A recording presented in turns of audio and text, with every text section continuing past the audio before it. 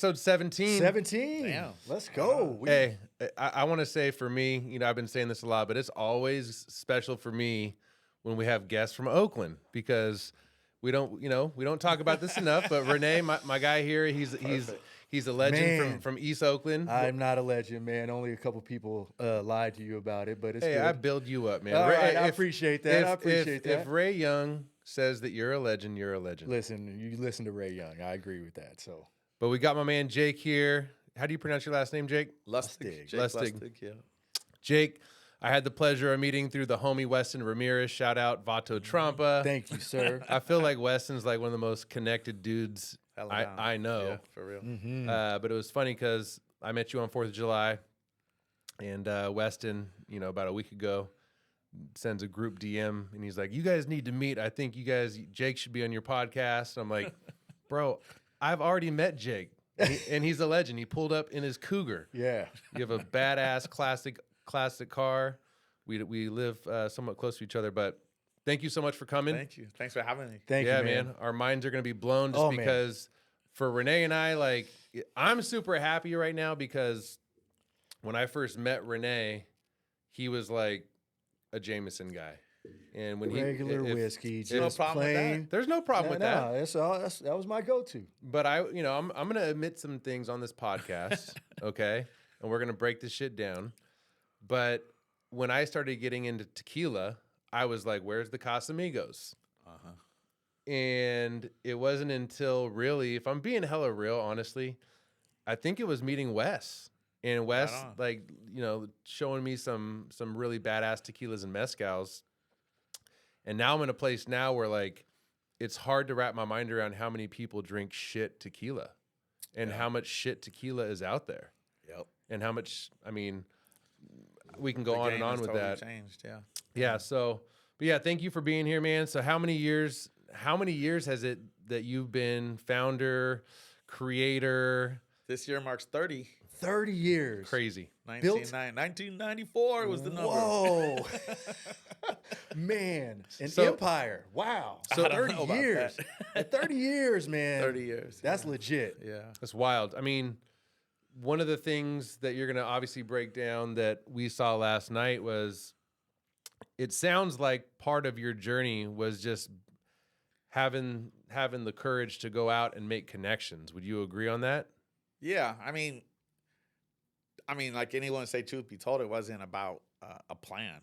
Yeah. It was survival. Mm. So when you that's say, what's up. so go ahead. Yeah, no, I want you to start there, man. We want to know the story behind it, man. Nothing in this world moves without story. Sure. And you have stuff that will blow your mind and how it tastes, but how did it get there? When did this desire, this journey even start? Give us the background, man. All right. Well, my mom remarried and moved to southern Mexico. Mm-hmm. My dad mostly raised me in the Bay. Mm-hmm. At some point, I drove a pickup truck down there, and I was working with still one of my oldest best friends, David Sanchez, and he was taking tourists out to pottery villages and wood carving villages and rug weaving villages. Mm-hmm. They call it artisanal villages, Mm-hmm. and we made a pretty good team between he and I was just in my late teens, early 20s, scrambling, Mm-hmm. And then I drove a pickup truck down, and a guy hired me to research Oaxacan Mezcal distilleries to put together one of the early brands. So I surveyed 86 distilleries finally, old names. That's how I graduated college, did my undergraduate thesis work on everything around the alcohol economy of southern Mexico and socioeconomics of the liquor industry in southern Mexico and this and that. And then the gentleman who had hired me fired me and said, he had the contacts at his winery in Napa to continue the mission without me. And I said, you're going to need someone with boots on the ground over here. That's right. And he said, no, I think I got it. So he cut me loose. And that brand, you don't see that anyway. Yeah. It never really launched. Uh. And then by then, my lady had a little belly. Yeah. And I needed to get real right quick. And so I knew about the production by that point. Yeah. And I knew about the legalities of exporting. Mm-hmm. And so I renovated an old distillery for a dime. I mean, no money at all. Really? And a friend from Chicago kicked me down unbelievable $6,000. And, you know, I do the late night Kinko run, like swapping dupes for Xeroxing my business plan. Yeah. Yeah. I was just showing a friend the other night. You still have it? Yeah. Oh, yeah, that's I great. still have it. And it's really funny. I was showing potential investors, we're going to lose for 2 years. And then on the third year, we're going to make $7,000. That, of course, you're only going to get half of because I was fishing for a 50% investor. I couldn't figure out why no one wanted to invest in me. That's crazy. And then someone did. And so that was the beginning of it. What's the initial buy-in? Well, back then, I'm 200. Oh, really? Yeah. Man, 200 to 200, really finish rebuilding everything. 200, lose money for 2 years, then projected $7,000. And we lost profit. money for longer than that. How old were you? Well, I was born in 72, so we're talking 21, 22. That's incredible, bro. That's crazy. I mean, to have the hustle that early of an age, and to take people from the East Bay have hustle. That's right, man. We're born with it, man. Man. We're born with it. That's true. Seriously, That's true, man. Gift of gab and hustle. Man. So at that time, did you know how to speak Spanish yet? Yeah. Because that's Not to the level I do 30 years later, but incredible. So somebody bought in. yeah. You said you lost money for a little bit longer than the projection said. Yeah. How did it go, man? How was that the first few years, man? Well, this corresponded with two other situations. The passage of NAFTA, the North American Free Trade Agreement, where all of a sudden you had Kansas and Nebraska corn selling for less than locally cultivated corn in southern Mexico. So it was just an economically devastating to small families, you know, very rural-based economy in southern Mexico. Wow. And so I grew up half Jewish, and I looked around, I said, this is like manna from the heavens, because agave grows in the worst soils, in the worst conditions. It stores more of its sugars and makes a more elegant product. And so and in southern Mexico, we call it maguey, but it's the same thing, agave and maguey. And so I was really charged up with kind of a social mission, because as a young man, it was kind of fun, but it was kind of mysterious. Why was I the only young buck in all these towns? Yeah. Because all these young cats had to move to, you know, Guadalajara, Mexico City, or the tobacco fields of North Carolina or Chicago, or, you know. So I was just like, man, how could things get better if there's no community? Man. Because all these young cats got to move to get work. So I was charged with a social mission like that.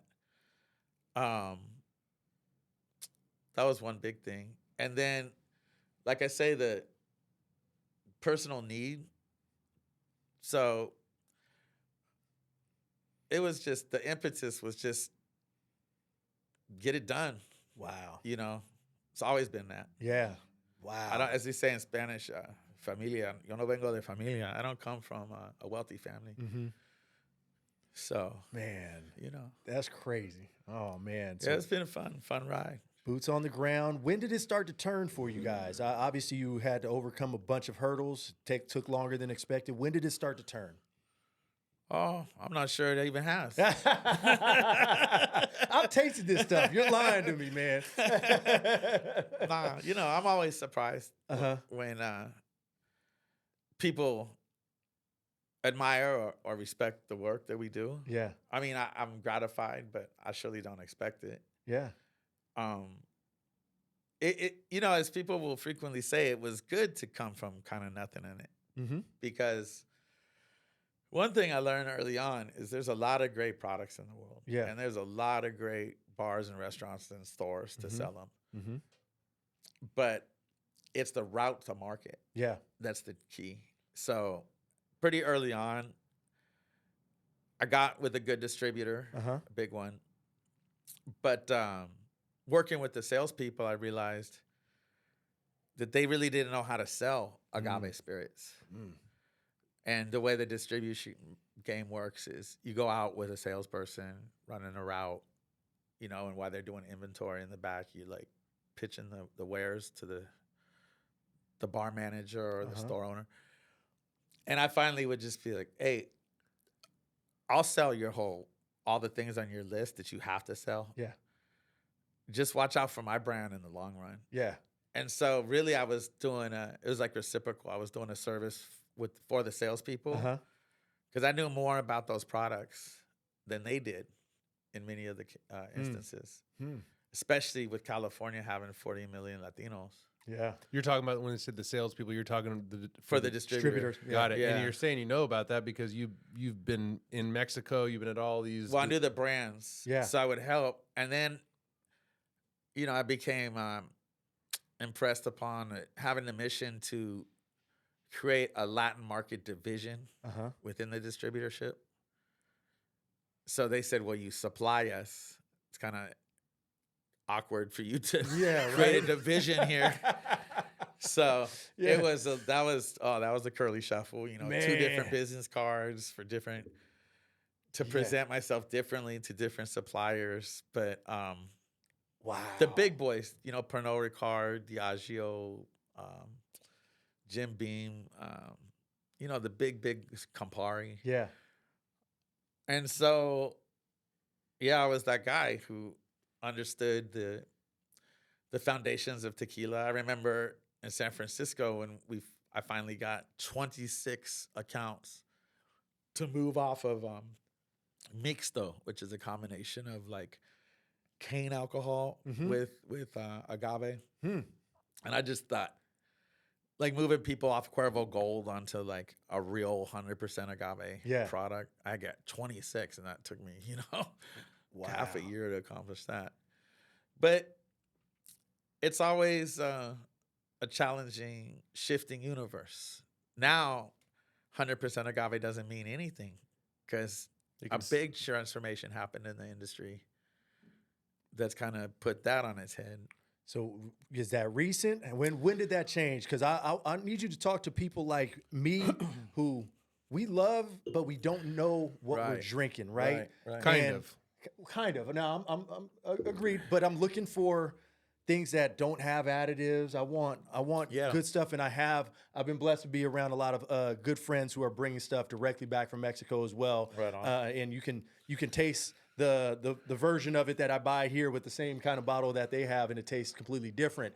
But I'm struggling to get the information to buy correctly. So what change are you talking about? Well, on that note, in Mexico, they really drink tequila commonly at 38% alcohol. Okay. And we do it 40 by law. Got it.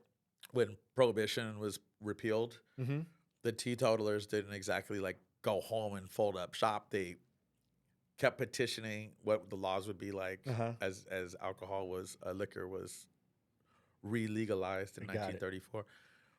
And they figured that if you put it at 40%, 80 proof, that's where there's still some burn. So that would kind of curb that's consumption. the and that's why behind United it? States got so good at making cocktails. And that's why the whole world chases us because we wanted to dilute to make the liquor more savory, more palatable, but end up, you know, the birth of the cocktail culture. Yeah. Not anywhere else in the world. Europe, Mexico, Latin America, generally people drink it at 35 to 38. So people here will say it was much more pleasurable drinking experience. It's lower proof. Got it. That makes sense. But what do you feel like when you're in Mexico and you're visiting? You have a distillery there, I would imagine. Yeah. Or I'm sure you drink other tequilas outside, other tequilas and mezcals outside of yourself. And when you're sipping stuff, can you? I'm sure you can be drinking like a 38% and it's still absolutely delicious. Yeah. Oh my God, yeah. No, it's actually arguably more delicious.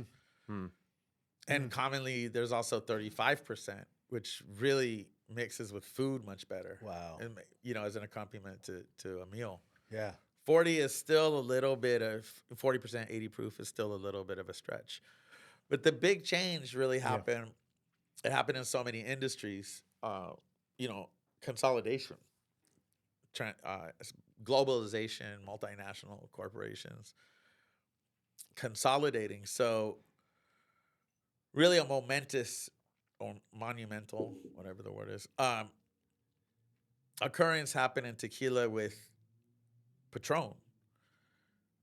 One of the guys, Martin Crowley, of the two Patron founders, was from Sacramento. Really? Had a bar here. Got shut down by the ABC, and whoa, Never knew that. Never. yeah, and he was in the Harleys before that. Like every single person in the world was in the Harleys. Yeah. He was in a motorcycle club and met Jean-Paul de Jora, who Paul Mitchell Bingo. I remember that. had left the Paul Mitchell hair products thing to. A lot of people think Jean-Paul de Jora was Paul Mitchell, but there's two different people. Got it. And Martin Crowley said, try this tequila. And the tequila that he showed Jean-Paul de Jora was Robert Denton and Maryland's Chinaco tequila, which was like the first really artisanal tequila to be sold in the United States. We're not talking about Patron right now. Yeah, we're talking about Bob Denton, his wife Marilyn, had an old Subaru. They lived in Texas, and they would go down on like day trips, and they found this really delicious artisan tequila, brought it back. Only half dozen people were onto it, but Martin Crowley was hip enough to have gotten a bottle of Chinaco early on and showed it to Jean-Paul de Jora and said, "Hey, what if we did this but in a like artisanal package?" And so they contracted their production with a company called Siete Leguas. And they just grew it and grew it and grew it and grew it. So that kind of wedged open the opportunity for people to know. But then there was a schism between Patron and their importer at the time, Seagram's. And this, that, and another thing happened. And these big multinational liquor conglomerates started saying, if we're going to invest so much money to build a brand and do the out-of-home advertising and this and that, we need to own the brand, not just represent a great brand. And then the next step, and this was in the early 2000s, we need to own the distilleries because they really didn't believe in the ebbs and flows of free market agave pricing. And as kind of insane as this is to think about, the goal of a liquor executive in the early 2000s with this agave, emerging agave category was how to even out the profit cycle. So it's not feast or famine. The problem being there used to be about 25,000 families in Jalisco devoted to the cultivation of agave. But when a price goes so down because there's a glut, people stop planting. And then there's no, the plantations are not being planted. Yeah.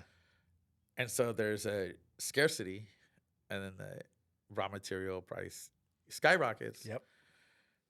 So what it was, the terrible moment was when Bacardi, or you say in Spanish, Bacardi, bought Cazadores in 2002 for $232 million. Oof. After legal fees and everything, it was reduced to $180 million. But all of a sudden, you have Bacardi with what was then a kind of quaint regional brand, Cazadores, by Felix and Leon Banuelos, up in Los Altos de Jalisco, in the highlands, in Arandas. And they immediately started thinking, how are we going to even out this price surge, this dives in agave? So they poured it over from the sugarcane industry, a way to grow agave only to just not even adolescents, just, kind of conventionally people know agave needs about 6 years to develop its starches. That when you cook it, it's like cooking onion or garlic. It softens and caramelizes, and sugars develop that were just previously like bitter carbohydrates. So you need that, so you have fermentable sugars. But it takes that long for the plant to mature, to develop those carbohydrates. And the reason it wants to do that, we call them century plants here. The reason it wants to do that is you'll see if you live anywhere in like the Southwest or anywhere, California, all over, you'll see the agave wants to reproduce by throwing up a stalk, which is called a quiote. That's, some people call it a century plant because they used to think that would only come up like every 100 years or something. Yeah. Oh, wow. But the stalk, the quiote is at the end of the agave's lifestyle. Life cycle. So it goes up, 15 feet in the air, and it's got all these seed pods that, in theory, bats, birds, winds disperse. And that's how it reproduces. But in the industry, we chop that off. We chop that quiote off so that the plant will channel all of that energy into more growth and size. But that's why the plant develops these sugars, because it's got to push this thing against gravity. Stalk, 15 feet in the air. Yeah. So that's what we're tapping into, that energy source for the reproduction of the plant. You couldn't possibly get enough carbohydrates. We look at it, the percentage of the plant. So we'll say like 25 bricks means if you got 100 kilos of agave, you're going to have 25 kilos of sugar. Got it. It's just the percentage of sugar. You really can't make tequila with less than 18, 19, 20% sugar. You're just not enough fermentable sugars. But this new method that was ported into the industry. How do they do it now? Oh, what is that? They take little 2-year-old plants, 2.5-year-old baby plants. So not even halfway there. Not even halfway there. Really, literally a third there. And they take them, they don't cook them to convert the sugars first. They shred the plants. So you just have pulp of baby agave. And you put that pulp on a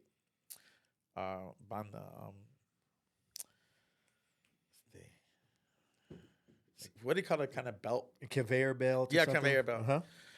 And you put the agave spread out on a conveyor belt. You put it in a high pressure stainless steel box with tons of little nozzles that spray on this uncooked raw agave pulp that's got like literally 12% as opposed to 19-20%. Or higher, 27% are these tequilas. Little micro nozzles spray for 4 hours sulfuric acid, which breaks down the integrity of the cellulose fiber. Then these little nozzles spray an organic compound on enzymes to now more easily exploit the nascent sugars that exist and convert them chemically to sugar. And then the other door opens, the conveyor belt advances, and they press out of this pulp all the crap that they just saturated the pulp with to get the sugar, the mieles, we call it, the honeys. And then they ferment that and distill. But what they're doing by using 2.5-year-old agave in this 4-hour process and skipping over the 6-7 years of cultivation and a 4-day process is they're able, with the addition of chemicals and acids and enzymes, they're able to produce tequila for 20 cents on the dollar. We gotta just stop real quick because my man Jake's been just going, for the simpletons, I gotta like break it down a little bit. Everything I heard so far as you're giving us this journey. Basically, what I'm hearing is when that company, it was Bacardi, right? Yep. They're thinking we need to get our money and we need to make this shit quick. Exactly. And this process of making because it Faster, cheaper. right. We got to pump it Boom. out, pump it out. Yeah. It's kind of like the equivalent of like, do you go to? Hope I don't put my foot in my mouth on this, but like if you're eating meat, you know, you've heard people that like there's good, incredible meat that you can get that's like organic or not even say organic, like free range versus getting your meat from McDonald's. You know, hormones, like all that stuff. Cut in the corner, right? Is that what it is? It's right? a completely but valid comparison. But one of the things that, before it doesn't leave my mind, you seem extremely passionate, even though this is like our second time meeting. I can just feel this from you. Like, this is more than just tequila for you. You seem really passionate about the people from Mexico. Well, that's a big part of this. Yeah. With the introduction of what we call that diffuser. Diffuser, is that what they call it? That's what that process is. Okay. We've fallen in Jalisco from 25,000 families devoted to the production of agave, cultivation of agave, to 2,200. Whoa. Unbelievable. 8%. Wow, the category has quintupled. Yeah. So with you and your up. business, to me, it sounds like it wouldn't even make sense for you to try to own your own distillery because you want them to own it, or am I wrong on that? Correct. Well, I have a different approach. I mean, I wouldn't. Yeah, you do. Yeah, my for sure. approach is really to highlight some of the last. Well, I'll just wrap that up. Bacardi was the first one, but Salsa did it a year later. Wow. Which was owned by Jim Beam. Yeah. And then one distillery after another folded. My father, rest in peace, used to drink Herradura. And from Lynchburg, Tennessee, the Jack Daniels company bought Herradura, which is called Brown Forman. Yeah. And they imposed this new method on Herradura. Then they got so much pushback, they stopped right away for Herradura. But for their El Jimador, and I think it's called Antigua. I haven't seen it for years. But they started making their other tequilas with this. So the whole industry kind of capitulated to using diffusers and really promoted by multinationals. The tequila and famous was people, just terrible. Right? And so famous people. The economic model right? is let's have a George Clooney or, Dwayne Johnson. Yeah. Which is really a heartbreaker because he's an East Bay. By the way, I want to say something on that real quick. Oh my God. I'm a huge rock fan. Big time. Yeah. But you have so many people, and you can be this is the same thing that would be said about wine, that really don't have a comparison of what they're drinking. And Terramana is a good example of that. Terramana is awful. It's awful. I put Terramana with Casamigos. Yeah. And Clooney's got a good heart too, a charitable heart. Yeah. It's just somebody doesn't get to these people first. Totally. But like, for just a quick example. Yeah. If you're drinking this ArteNOM Blanco, right? And you take a sip of this Blanco, and then you take a sip of Casamigos or Terramana, you're gonna spit it up. It's that noticeable. But if all you're drinking, if all you've ever known is Patron and Terramana, and you just continue to drink it, like, well, Patron, is that in the same category? Do they use a diffuser? No, actually, they don't. Right? People they don't. Quick to assume that because Patron spends $40 million a year on marketing, that they must be sold out. And amazingly, they're not. They haven't been. Although Martin Crowley died 15 years ago. Jean-Paul de Jora sold it a couple years ago to Bacardi for $5.6 billion. And who knows what the future of Patron is going to be. Oh, my God.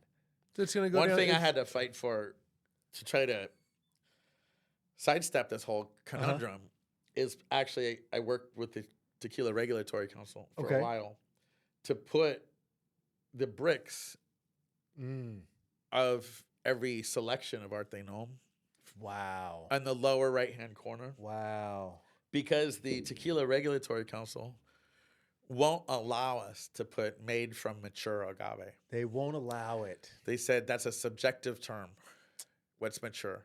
Wow. What did you just show us real quick? The brick On the bricks on the very lowest right bottom right. bottom right. Oh, approximately 28 Right. degree. And so what that's saying is 28% sugar, which is a way of expressing the raw materials maturity. That's amazing. And they said to one of my partners, Enrique Fonseca, I'm sorry, you cannot put mature agave on the label because that's a subjective term. And he said, I will loan you guys at the Tequila Regulatory Council a pack of my burros.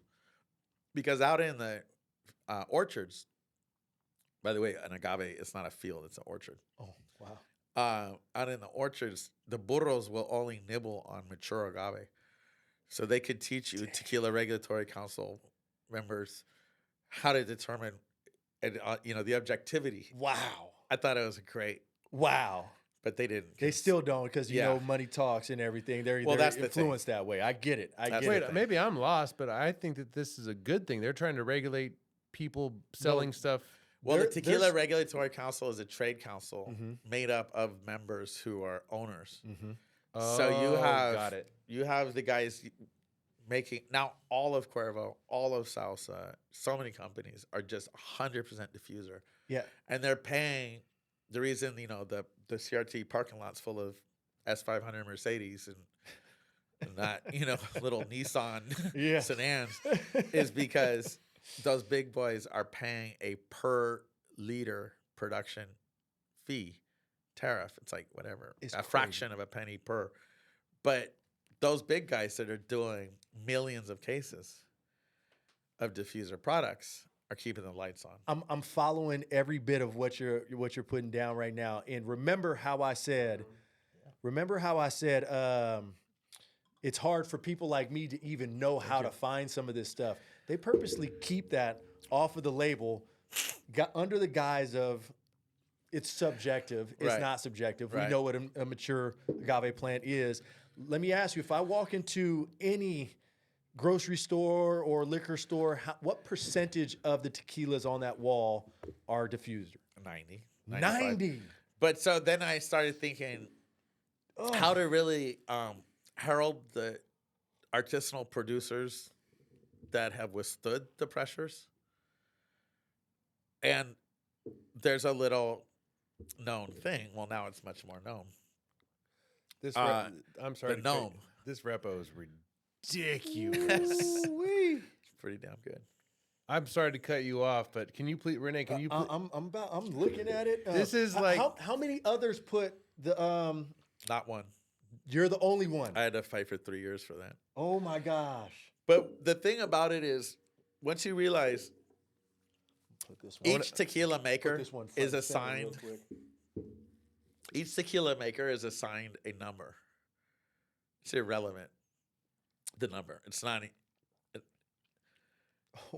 It's just a liquor license designation. And so, a house that makes an artisanal tequila, all their stuff is going to be pretty much artisanal, of course. Yeah. They're not investing in diffuser, of course, technology and all that.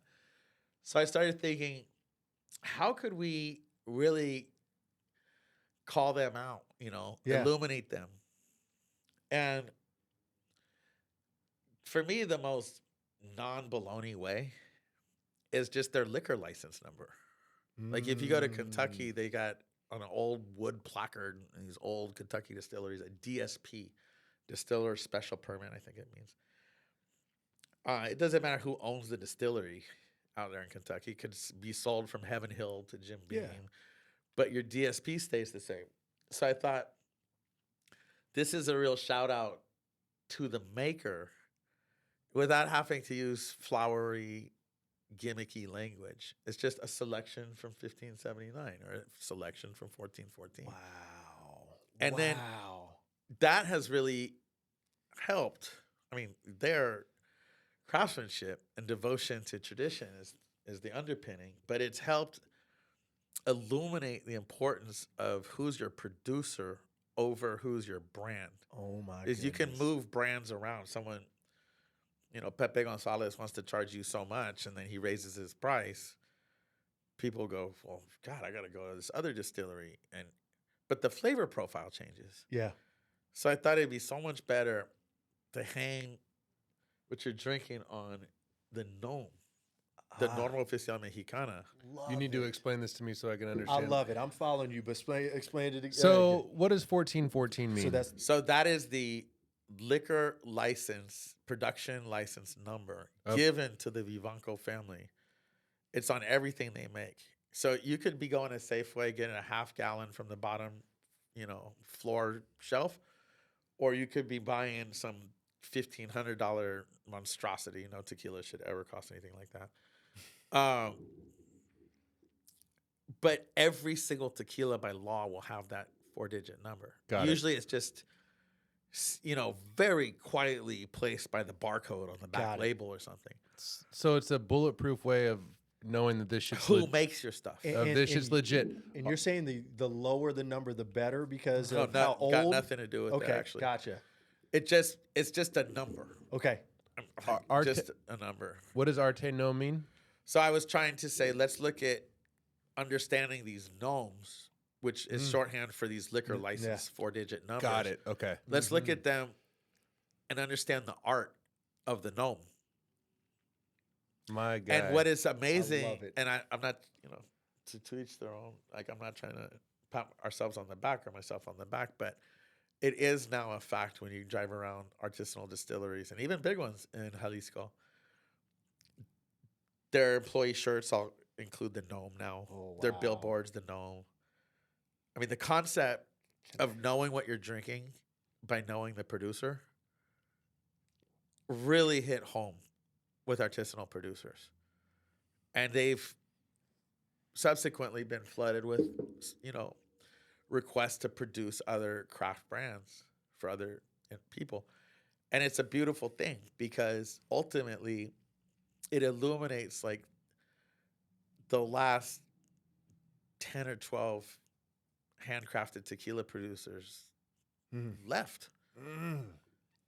It's good for business for them. It's great for business. You're talking about like it's keeping their heritage intact. It's right? celebrating them. Celebrating. Right? So you can say buy anything from Felipe Camarena 1579 or buy anything from the Vivanco 1414 or the Rosales family that does the 1123 or Enrique. Can I search a number and find everything that they produce? You can. And so a shout out to a guy, old San Francisco photographer. Is it? Ooh. Anyone listening to this podcast got to download tequilamatchmaker.com. It's a lattice database. Sounds like a tequila aficionado's like dating site. But it's I've seen people from Australia to Germany to Mexico City, across the United States, of course, have this on their phone. You can put any gnome number. Whoa. And it will show you everything else they've made. Whoa. So let's go. It's really cool. Hey, he brought y'all something so great here. tequilamatchmaker.com. Let's go. Damn, that's crazy. And I want to give a shout out to, and I know that you're like kind of a little unplugged, Jake, but there's a guy that I've been following on social media. We're getting back to like, how do you know what you're drinking? There's some people, Tequila Collective. Does that ring a bell? Yeah. Okay. So this dude's like, shout out Tequila Collective. He pumps out hella good content. Yeah. He's had your tequila on his show. He's very pro, making sure that people know that there's incredibly good additive-free, amazing tequila out there. But and you understand what the additives are now. No, please break it down. No, he just did. Well, I'm just they are sulfuric acid. Yeah. They are introduced enzymes. And then something that people don't know in that diffuser process, what you're really doing is making you're vodkaizing tequila production. So there's no botanical characteristics that come into a pre-adolescent baby plant. No. So you can add those, and that's another really screwed up thing. When you say 100% agave on the label, clearly the product is not 100% agave. It's 60% water. Yeah. Yeah. To start with, if it's 40% alcohol. What it's saying is 100% of the sugars, fermentable sugars, come from the agave. That's it right there. That's why. But you're allowed to add up to 1%. Bingo. vanilla. I think it's called amyl acetate, but it's the Laffy Taffy banana tropical flavor. Oh wow. Oak essence drops, and somebody could say 1%. I mean, what's that? That's nothing. It was a million years ago. Was invited to a Seagram's junket when they launched a tequila distillery back when Seagram's existed 20 years ago or so. And this engineer mentioned to us, in those days, everyone talking about parts per million. And he said, when you're on the riverbank or the side of a lake and towing a water skier comes by, that Evinrude, sorry, it's freaking rainy, cold weather. It's gonna kick my ass. Yeah, I know, right?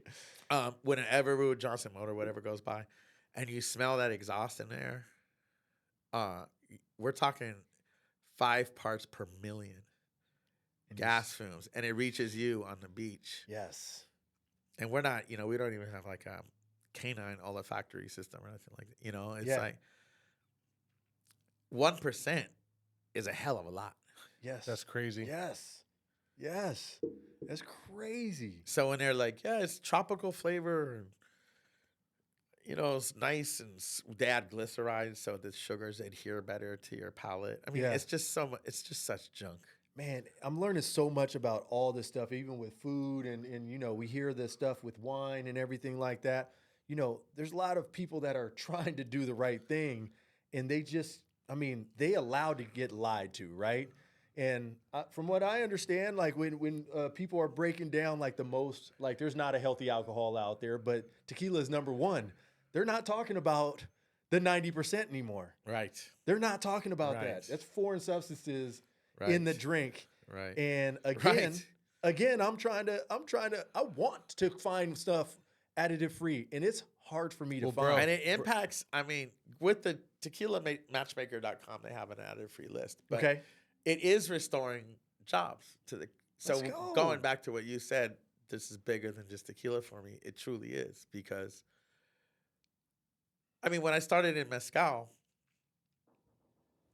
there were supposedly around, we hypothesized with the CONOCYT, the Consejo Nacional de Ciencia y Tecnología in Mexico, that there were around 350 small rural distillers in Oaxaca, 350. And in those days, there were around 500 registered brands in total, active or inactive. There's got to be now there's 5,000 registered brands. And in the state of Oaxaca, there's assumed to be now 2,000 distillery families. My goodness. And going back in Jalisco to real cultivation of agave to produce additive free is every day restoring more jobs. Wow. Incredible. To the ag economy, the small provincial ag economy. So that is really where I get, honestly, much, much, much more satisfaction and fulfillment. Yeah. Than a gold award or double gold. We clean up on the accolades, but the higher calling is trying to make a positive impression and give back to what so many of us are so touched with, is the authenticity, the true civility, the true family and hard work, devoted principles of Mexican culture. Man, absolutely amazing. If you're listening to this right now, when you see this, why would you do anything else but grab this brand? That is so dope. Or any of the other wonderful brands these producers make. Yeah, agreed. Fortaleza has been, Guillermo Erickson has been an incredible kind of leading edge of the whole thing. He has a chip on his shoulder because he's Guillermo Erickson Salsa. Oh. And his family, his father sold at the worst time possible the whole entire enterprise to Jim Beam right before tequila really jumped off. But Guillermo was able to reaccess one of a kind of an orphan, overgrown, almost like an archaeology site distillery. Where's that at? In the town of Tequila. That's in Jalisco? In Jalisco, Okay. sorry. Yep. Yep. And so he's doing an incredible job. This Rosales family has been quiet. They're making kind of in the valley of the giants. They've been quietly making their own old provincial style artisanal tequila, but there's so few. You must love it when you go there and you're friends with these guys. I bet it never gets old. That's true. Visiting them. That's very true. And tasting some of the stuff that they're making that's not the stuff that you're selling out here, and just getting to sit down and break bread with them. Baby. I mean, that's the fun. From Try the this. roots. Let's try this one. Real quick before we move on, I wanted to just ask you a quick question. About this 14. I want to ask you a quick question. I would never blow smoke up your ass. This is the best repo I've ever had. Wow. It's ever. so damn good. Okay, so this is an example of what I could do with this. I went back to this, rest in peace, Don Feliciano Vivanco. Passed away about 10 years ago, 94. Great run. Yeah.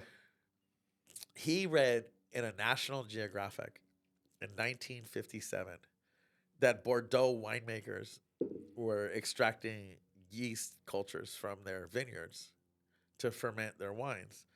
And he thought to himself, there's no problem, of course, buying commercial yeast, and there's no problem passing on a yeast strain.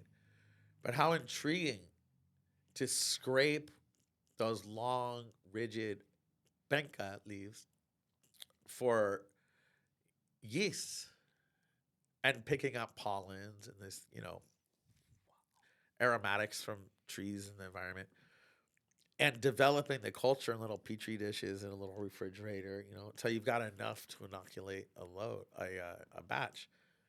And I tasted one of those old reposados from him, and I went back and said, Don Feliciano, I would do anything if you would revamp that old program. And he, cautioned me, we're not going to want to over oak it then. And I said, no. Like, I'm coming here hat in hand in total humility to ask you if you could do that for this project. So this has been a real collaboration with these guys. Yeah, this is so special, bro. I agree. So this is the only tequila in Mexico that's fermented with yeast from the agave. It's so different. It's so different. I'm gonna sound like an asshole, probably. I don't care, but I'm That's getting the tequila talk. okay. No, but I'm getting the most beautiful, subtle hints of oak and vanilla. Yeah. Really a delicious drink. I mean, it is just absolute. Now it's crazy because remember I asked him before the podcast started, like, how do you drink your tequila? I've been known to like put a big cube in it. There's no way in hell. Yeah, you wouldn't want to dilute these. There's no way in hell. Not in this one. I'd put an ice on that. Well, let's take a quick break. Yeah. I need to go use the restroom. We'll take a quick little break and then we'll reconvene and talk Let's more do about it. All right, man, we're back. So Jake, talk us through. We just talked about the repo. So we had the 14. We've talked so much about the history, which I love. Haven't really even given a lot of shine to your tequila. The repo is the best repo I've ever had in my life. I'm not just saying that. Thank you. But let's talk about this Blanco that you just poured. Well, so this was a product, this 1123 of pandemic, because we were all cooped up, and I was thinking, what can I do with what I've got? And I've been interested. I mean, sounds like a departure, but it feeds into what we're talking about. When I was growing up, a lot of times in Oaxaca, everybody enjoyed reposado mezcal. And even artisanal families would have a few old barrels. That's Blanco, by the way, bro. Yeah. Like you're I'm sorry, I just took a sip. I'm sorry, I'm messing everything up. You're literally drinking a Blanco. Yeah. Yeah. Keep a going. Blanco with an asterisk, with a footnote. So vanilla in there. One of my employees in Oaxaca in 1996 said, "Hey, I got a cousin who works for Pedro Mec in Mexico City. That's a Spanish brandy house. of course, obviously, Mexico is colonialized by the Spanish, and so their drink of choice has historically been brandy, Spanish brandy. So the House of Pedro Domecq launched in the 50s or 60s a line of Mexican brandies.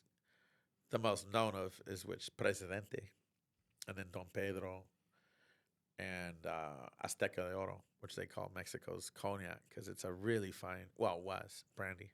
They've been sold and resold by now. But so I started buying Spanish style Mexican brandy casks in '96 and making reposado and añejo mezcals, which are historically congruent, just not really accepted among American bartenders for a whole nother reason, which I can go into later. But there's a misunderstanding of the validity of barrel-aged mezcal in the United States, which is just completely arbitrary. So I'm sitting around in pandemic, and I thought, I've been so interested in knowing about the history, traditions. I would love to wonder, or love to explore. If the internal combustion engine only came around in the turn of the century from the 1800s to the 1900s, you didn't have these highland, high elevation, stressed agave with all these beautiful floral notes and elevated brick sugars. You had valley floor grown agave, which are spicier and hotter to our palate. If you were a big baller in 1850 in Guadalajara, what were you drinking? Because you weren't drinking Highland tequila. That didn't even really happen until like 1910. So I looked into it and I asked old cats, you know, this is way before your time, but when you were playing around in your grandpa's scrapyard at 10 years old in 1920, 1930, what old materials did you remember out there?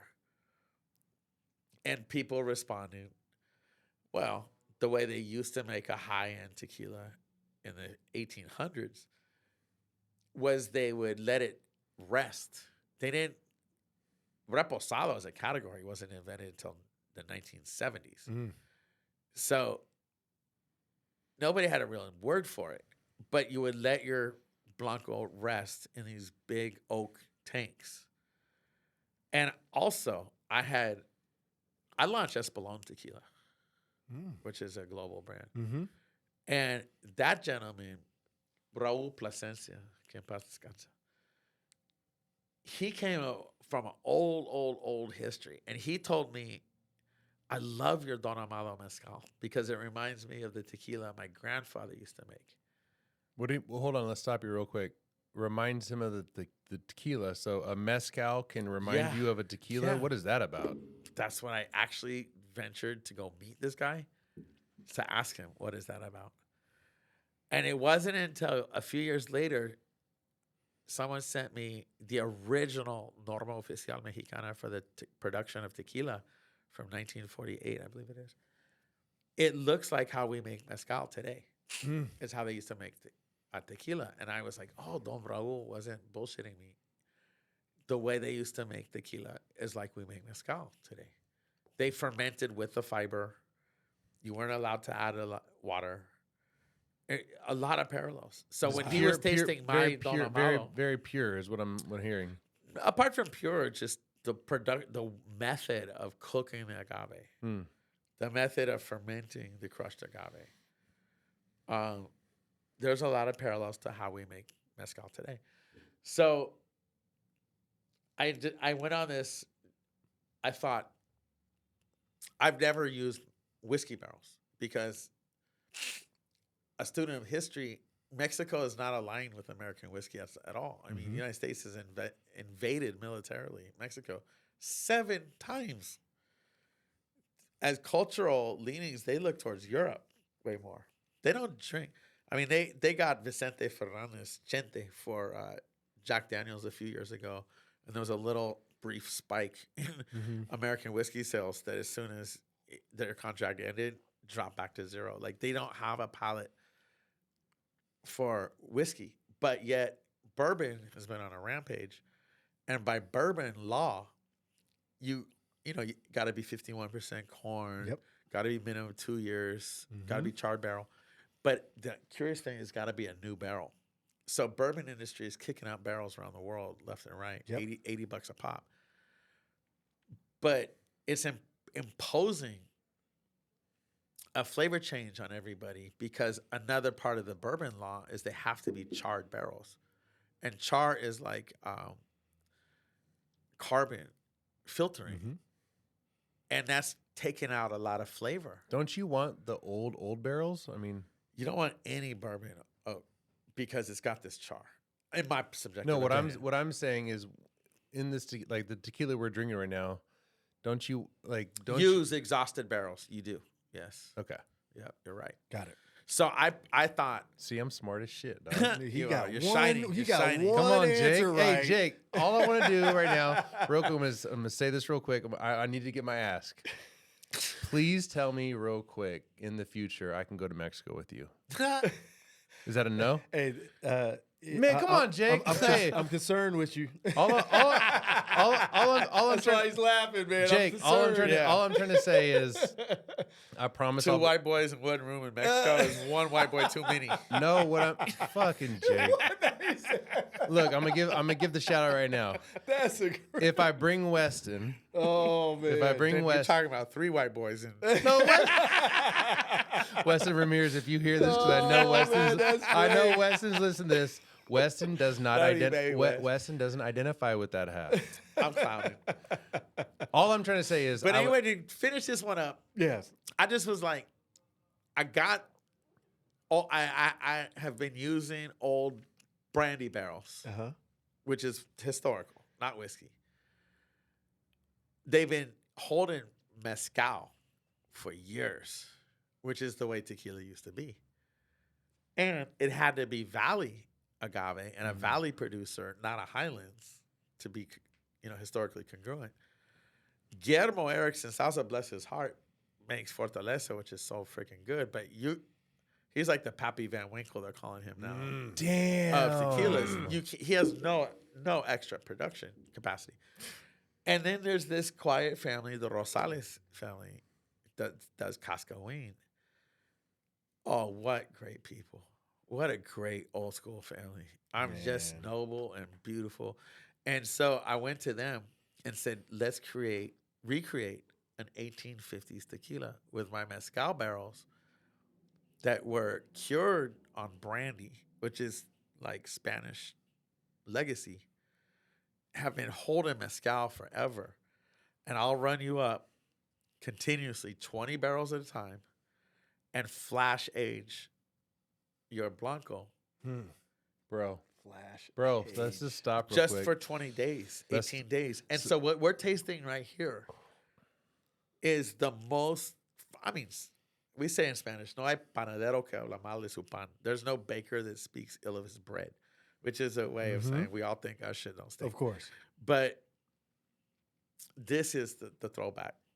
And that's why I wanted to spend a second talking about it. You finally got excited, bro. Oh, Because you man, just, I you see it. just been like laying back, just like Yeah. spitting just absolute I knowledge. did get really excited about this one. Okay. So, I mean, in sequence, 14, I remain super excited about that. So all my babies. these are your babies. So real quick though, would you say that this 1123 is one of your most special ones? Yeah, they all are. They all are. I mean, If they're not, I don't have the time for it. what Yeah. has it been like to make relationships Outstanding. with these dudes that you've been Outstanding. making? That's my favorite part. I mean, Good job. come I on, bro. guarantee Like, Now I'm buried in spreadsheets, and I dream in Excel formulas rather than, walking below between the agave surcos and beneath the stars. It's just one thing that happens in business. It's a sadness, but it's the connection. Now I work with 6 different operations in Jalisco. what are those? Well, they're the 4 here, Uh-huh. and there's 2 others that are not here. So and the world will come to learn who they are. So let's talk about those real quick. So who's 1414? The Vivanco, Who's 1123? the Rosales, 1579, Felipe Camarena, 1140. 1146. That's Enrique Fonseca. And Enrique's he's a funny situation. He peculiar, not funny, haha. His family provided agave to Salsa and Cuervo for 4 generations. And when he came out of college in the mid 80s, he was helping his father kind of reorient contracts. And Cuervo reneged on a huge contract with him. Cuervo had promised over 10 years to buy 12 million agave. Oh. So they had to plant 1.2 million agave. that's a big ass orchard. Unreal. Just unreal.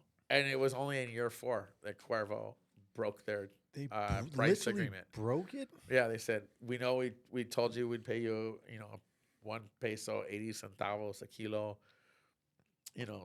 Tio Pepe down the street has got it for cheaper. How do they get out of that? Is it It's- international in contracts? Mexico, don't? when you got the money, you got it. Oh, So Enrique petitioned his dad to buy a distillery to at least turn our agave into tequila rather than sell it at a loss. yeah. So he bought coming back into the conversation, an old discarded Bacardi distillery in tequila, not like Cazadores, which is in the Highlands. Uh-huh. And he started producing just mad, insane amounts of tequila with no brand. So people said, well, how are you going to store all this tequila? If you barrel it, you're going to over barrel it. So he actually spent over a year between France and Spain, I guess. No, France. How do you remember all this shit, bro? Yeah, well, clearly I don't. But it was Somewhere in Europe. Well, France a lot, cognac, and then I want to say Spanish brandy, but I have some inclination that's wrong. But anyway, how to really what climactic elevations and temperatures can you really slow down aging? And he made this insane investment in Loire Valley exhausted Cab Franc casks and started just putting it all in barrel. And that's why he has now 25, 26-year-old tequila sitting in a barrel. I mean, so much agave that was harvested in 85, 86. You mean to tell me that there's tequila that's been aging? Yeah. The oldest tequilas in the world. For how long? 26, 27 years. Have you had that? I have. Yeah. We created the brand for it. So when I really partnered with Enrique, I said, there's 2 things we need to really do. One is slow down you filling barrels. Let's create Cimarron tequila.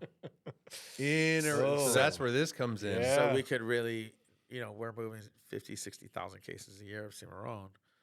That's all agave that doesn't need to be put in a barrel. And then let's create, and we worked hard together on creating Fuente Seca, which is the oldest tequilas in the world, by far. Where do you get that at? Premium bottle shops. We call them carriage trade stores. What's a bottle like that cost? Our 21-year-old is $1,100. Okay.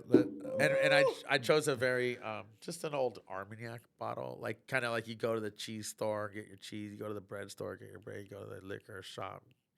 So I mean, God bless him, Enrique really followed my notion on that of let's make it humble. Be humble. When you Sit down, bitch. Jake, I love you. But it was about trying to really let's value the tequila. Let's not make it Fancy production. Nobody's buying that that really enjoys it.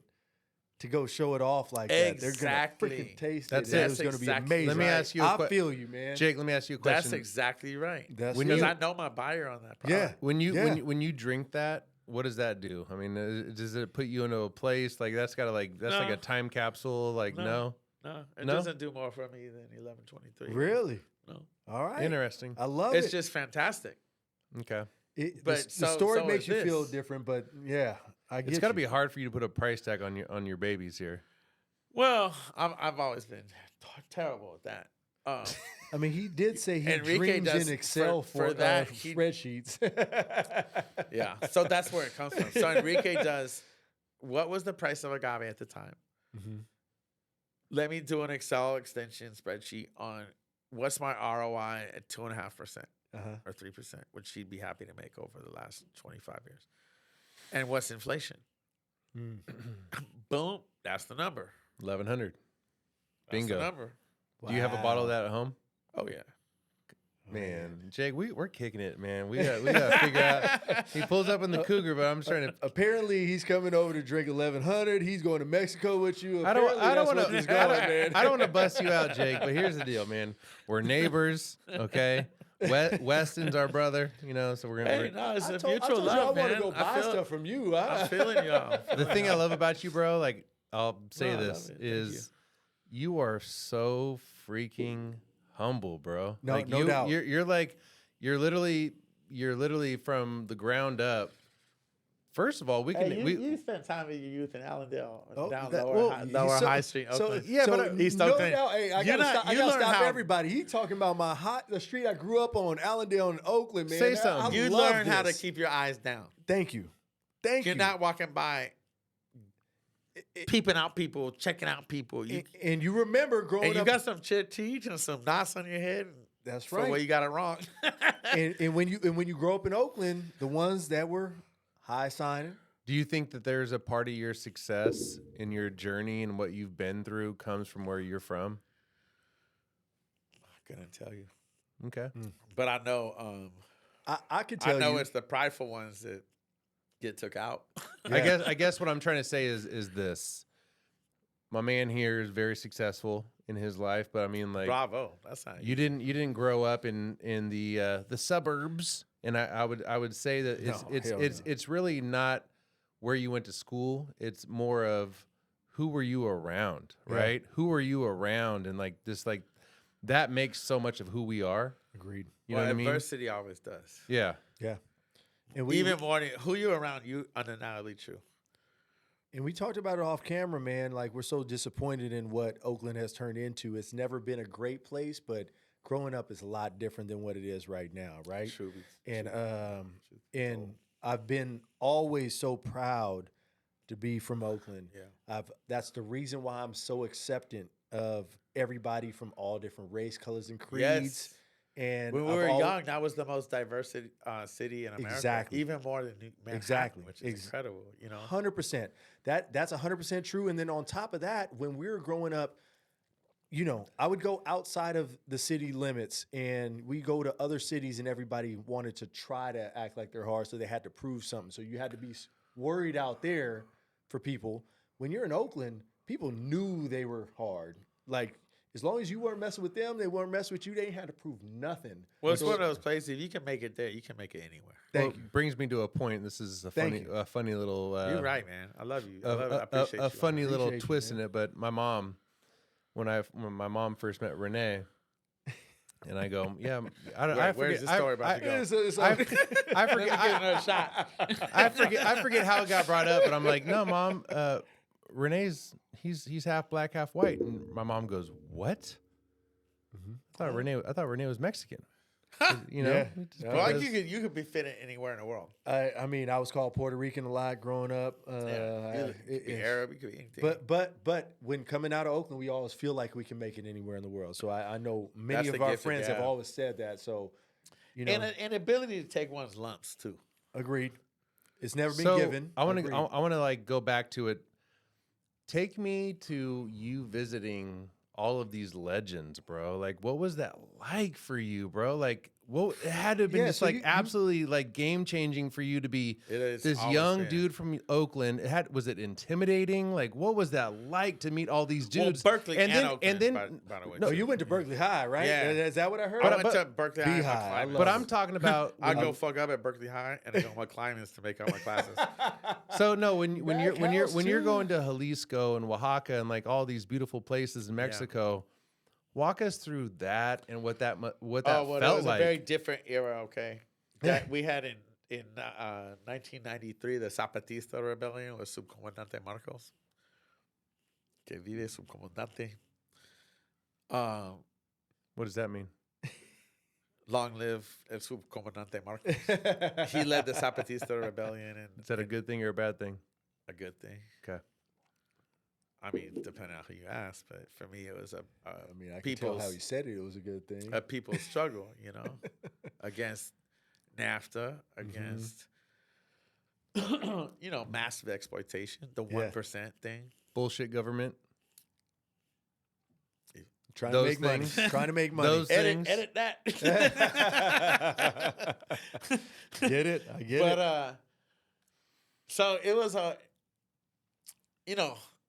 it was a very stressful time, and it was the launching of the Zetas, which was a very tough group. Yeah, and, to say the least. You know, I come from some sorted, kind of different economic backgrounds and some certain things, and so it wasn't really that beautiful. You know, it was like we call them puntos de revisión, military checkpoints constantly. They set up at basically our road, checking everything. It was very stressful, and then Mexico goes through 6 cycles, and I have an aptitude to know. I can feel it when we're about to go through another cycle of, they say, se caliente. It's like it gets hot. Right now, it's about to get really fucking hot. Really? Oh, yeah. Oh, This year's going to boy. be tough. Ooh. So there's a lot of really, scary, well, there's a lot you can't talk about, but, Yeah. But overall, I guess the better way of me asking this is, I did feel very honored. Your journey of being around these families and these people that have had the lineage and the years of what they've been doing, and for you to actually want to keep that sacred and the part that you're playing in that, man, like, they must love you, bro. Like, that's number one. Number two is, like, again, just the relationships you've met. It's got to be something that's like hold a dear spot in your heart, man. I mean, yeah, a person learns. Yeah. I've made them all now ownership partners. That's come on. Got to. I Got love to. it. Got It's a team thing. I love it. Got to. Because before I did that, I had a gun pulled out of a drawer, a pistol pulled out of a drawer. Like, you're getting over it because you're asking for us to give you the best thing we can possibly do. Yeah. To celebrate us and our tradition, but we don't own any of it. Golly. Hey, And listen, so we're starting to feel a little played. Yeah.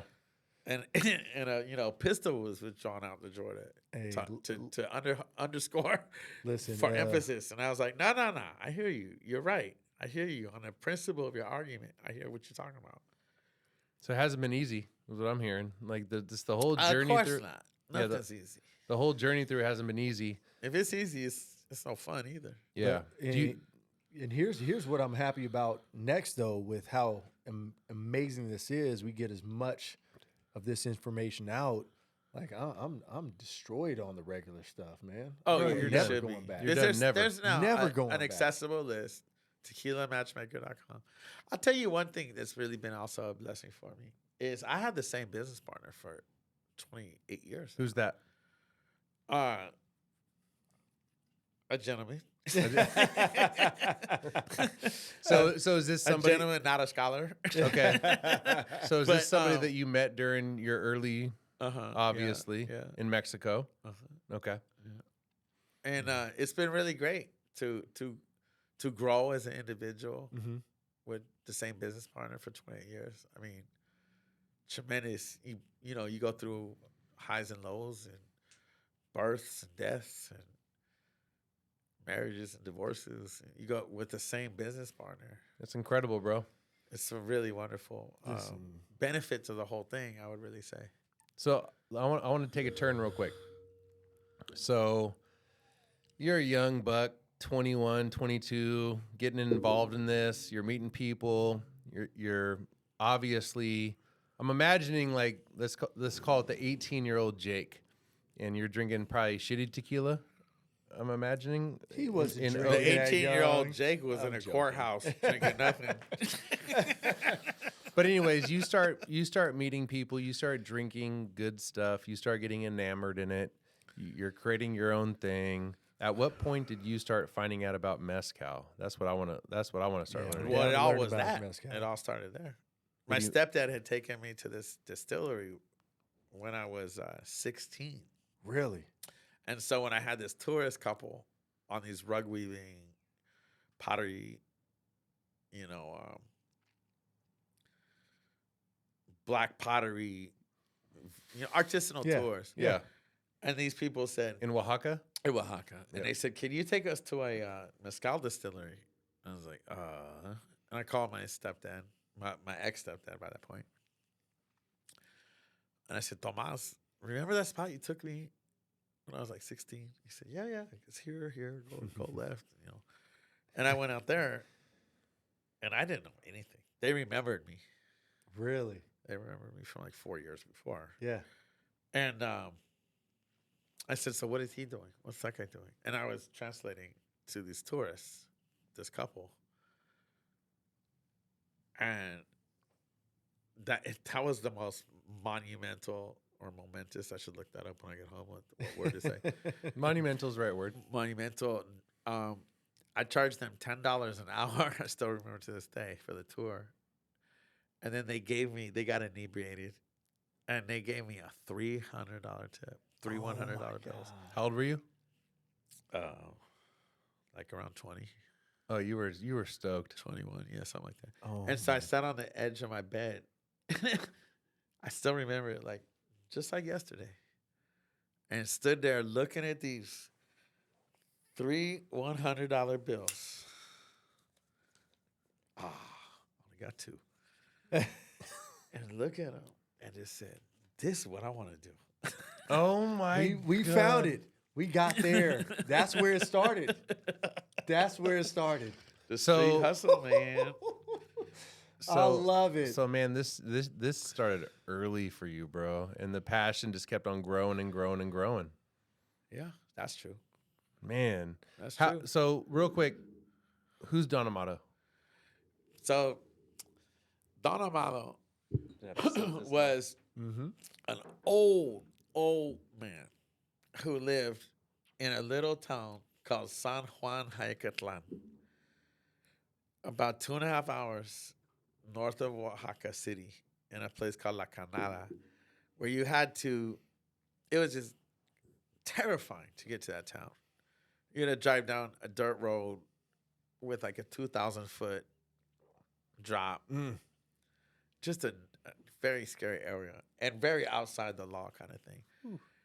And he put up with my, as we say in Spanish, tonterías, my stupidities for a couple years, teaching me how to distill in what they call in Oaxaca, ollas de barro, which are like clay pot stills, not metallic. Yeah. And he would write poetry in like a very dull, type 2 pencil. He was just a really sophisticated, outrageously brilliant, illuminary kind of, just an amazing guy. Made the best mezcal. And I named after him because he taught me how to make clay pot mezcal. It's beautiful. Wow. And we had an issue one night I had an issue with one of his sons who demanded that I drive him back to San Juan Hayacatlan at like 3 in the morning. I know I said I can't, stay in my house, but I can't drive you home right now. It got to like we'll pull arms on you the next time you come out there. Dang. And it just got shady. Pops was really, really ancient at that point. But he was my inspiration. So that's why I named it after him. Crazy. So you were living in Mexico at that time? I was spending like 9 months of the year there. Was your mom already living out there? She had cut. Okay. What was that like living out there in Mexico, bro? Like, what was that like? I mean, was it Scrappy, lonely? yeah. How different from Oakland? Not different. Thank you. It was perpetually waiting for the 15A. Stupid ass question, but I have to ask it. But like, do you feel that like your time out there, living out there, was necessary for you to even have the knowledge that you have now? Yeah, definitely. Mm-hmm. Yeah. But I mean, it's all contributes. My father used to work, rest in peace, my father, but he used to work ranches in the Eastern Sierra. In the summers, I would go out to these ranches and, being in these endless valleys, being the only person, only kid on that ranch. Damn. And that gave me a real profound sense of closeness to God and closeness to the voices of the desert and really studying the stars and, solitude. It's interesting. My daughter, I have a son and a daughter. My daughter went to school in Manhattan, and then she would always race to Oaxaca first before coming home. And I say, that's so crazy that you go from Manhattan to this village, Santa Catarina Minas in Oaxaca, before you come back to Oakland. And just like, what do you call it? Like a dialectic, like, yeah, just very different experiences. Her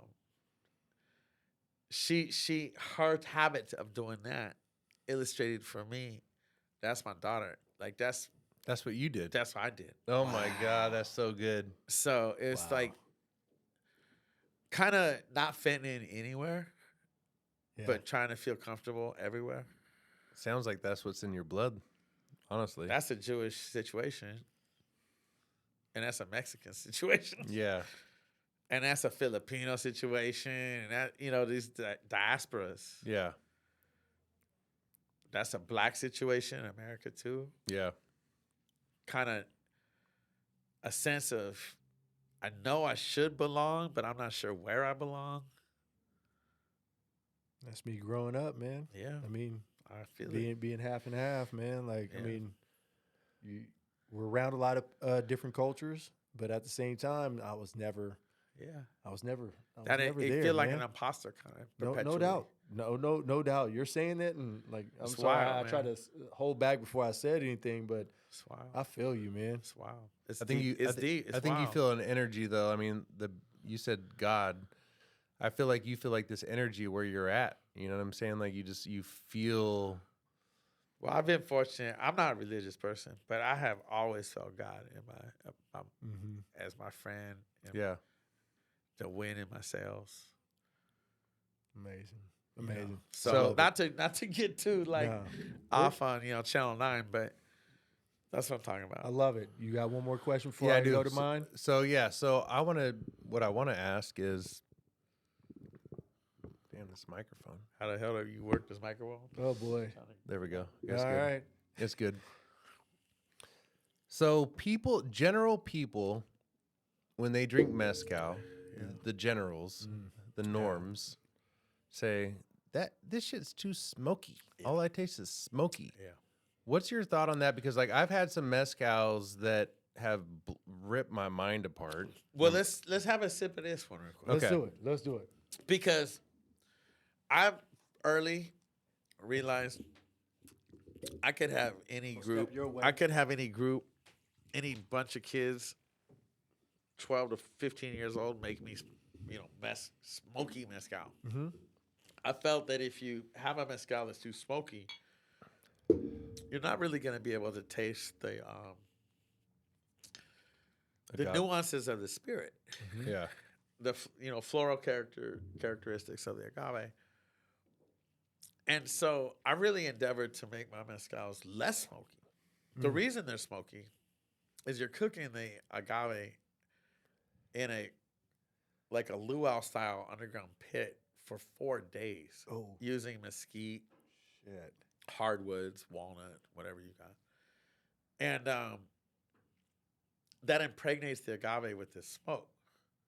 So I started coming up with ideas of like putting 2-inch piping down into the base of the fire, pour water in to extinguish the fire. That would create more of a steam burst.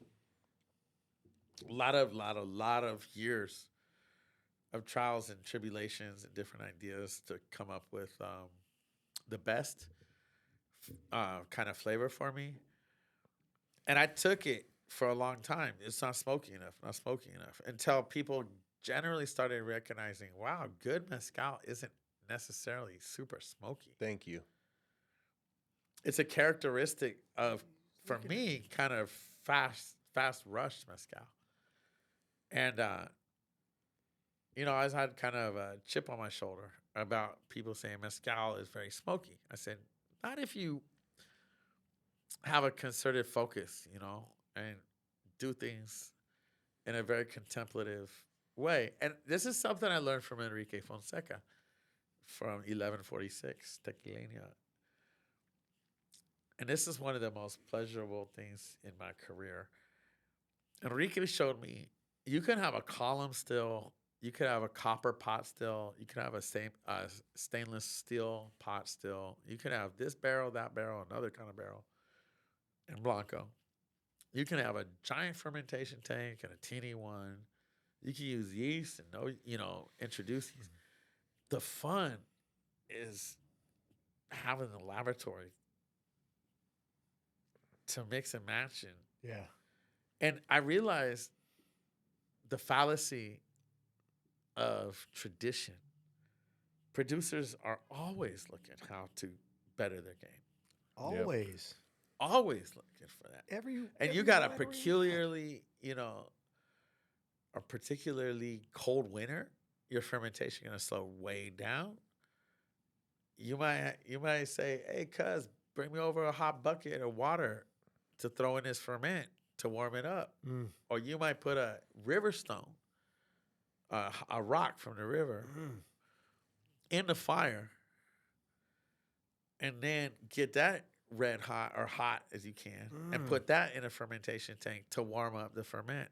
My man said, "Hey, cuz," too. He's bringing some Oakland to Mexico, bro. I love it. I saw that too. But you always exploring, trying things. And Enrique Fonseca uniquely gave me kind of, in a way, the permission to explore and try different things, and respect the tradition. Yep. And know where you depart from it. I mean, I feel like I'm one of the only Jews that raised 2 children through bar and bat mitzvah. We're talking like between the two of them, 14 years of Hebrew school and stuff, specifically to know how to argue against Zionism. Wow. You gotta know. Come on, let's go. You gotta know what you're not. You have to be able to articulate and argue what you're not down for. Man. Or else you're irrelevant and ridiculous. I'm with you. He's with you too. I don't care if he left. He's with you too. So, good Lord, man. Amazing. So now we're at this point. Did you taste that mezcal? Oh, fire. Oh, not absolute, too much smoke, but a sense of it, right? Absolute fire. A legacy. So the mezcals. He put me on the mezcals. We were drinking your stuff 2 episodes ago. Just so you know. Had no clue that you were coming on. So amazing. But I do want to get back to the stuff that will go for us common folk. Tell me. So let's get the questions.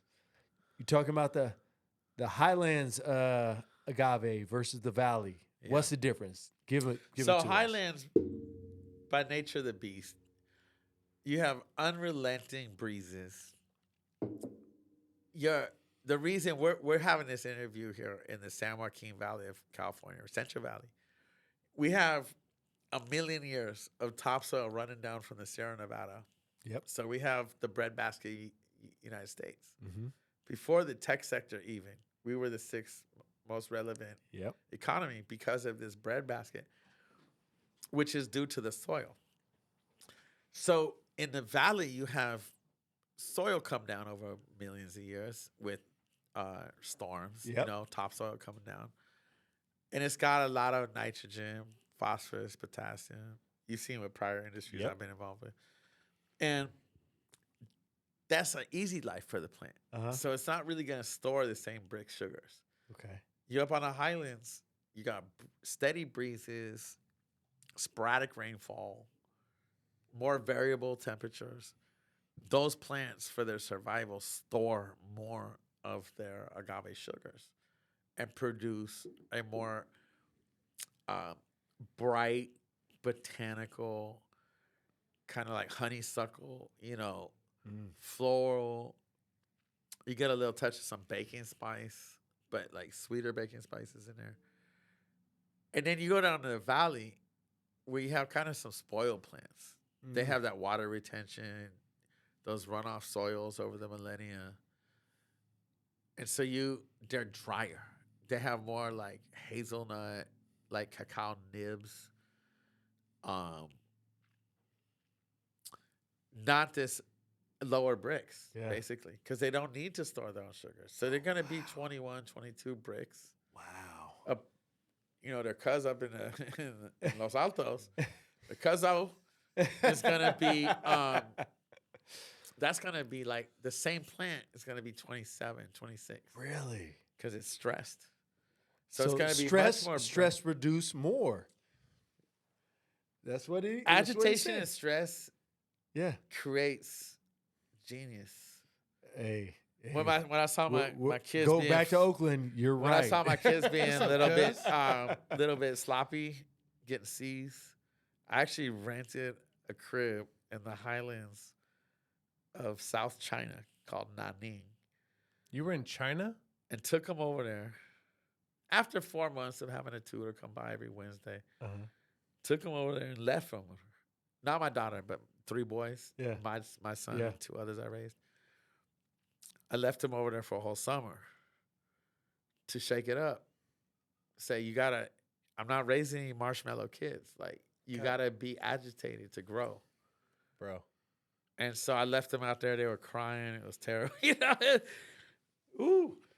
I took some flack for that. But they all been successtional. Where did they end up? Say it again. Nanning, China. One's a doctor. One's a military. He's doing his thing. And one is... I'm literally so excited right now listening to this, man. I love this. The best thing about this is this. I love this. The best thing about this is this. I knew nothing about Jake. I knew that I met him. I drank his mezcal at Localis. Weston was like, bro, you have to meet my homie. And to hear these stories, bro, I'm getting goosebumps. Well, stress, agitation is the necessary recipe for growth. 100%, bro. And the thing about this whole thing, the whole podcast for me is this. You have put yourself through incredible shit, bro. Like you have like I've had easy street. No, what I'm trying to say is this. I was born white. No, you're a humble Northern dude. California. I knew you were gonna go there. You know it. I knew you were gonna go there. I mean, you're humble. Let me just give you your flowers real quick, because you deserve these flowers. You put yourself in places that most people wouldn't put themselves in. That's all I'm trying to say. Nobody would. I didn't really put myself in them, truthfully, though. You can have family. I'm just saying, like, again, there's your humbleness. But I'm just saying, like, you were willing to go down these roads. You know what I'm saying? Like, it wasn't like your dad was like, hey, Jake, watch. No, real quick. I agree. It wasn't like your dad was like, there's fewer options than you're presenting. But I appreciate you for Jake, real, Chris. For a second. Come on. It wasn't like nothing was fucking handed to you, bro. Zero. That's what I'm trying to say here is I will concede to that point. Right? I mean, other than being born tall, white, Northern California. Can I just I'll paint pretty be bilingual. Okay, so you and I already connect on the white shit. Yeah. Where we like, for me, you can't really have a real conversation in 2024. But what if you don't take that as a number one pillar. 100%. But here's what I'm saying. You threw yourself out and immersed yourself in this shit. Most people are not willing to do that. Well, I didn't have a safety net. Yeah. Most people. Well, hey, that's a real thing. Yeah. Hey, when you have nothing to fall back on, when you have nothing to fall back on, what happens? Yeah. Greatness. Like, I mean, surviving. You're not going back. Survival. But when the survival continues to happen, like, let's go. Listen. Yeah. Nobody who talks about that they're like, hey, I just survived 30 years later. Nah. Come on, So you man. asked me about Quasi boy. Let's talk about Quasi. By the way, shout out Quasi. I haven't met you yet, bro. Yeah, Tequila Tequila's mi amigo. Yeah, but Quasi. So we were 8 years old. We're growing up. You know, I spent a night at his house, him and Khalid, his little brother. And then Nate spent a night at my house. And Quasi was he is to this day. He's my day one. And I got my first import of Don Amado Mezcal. And it had floaties in it. What does that mean? It had like stuff floating in it. And I was like, oh my God. And so Peeps did me a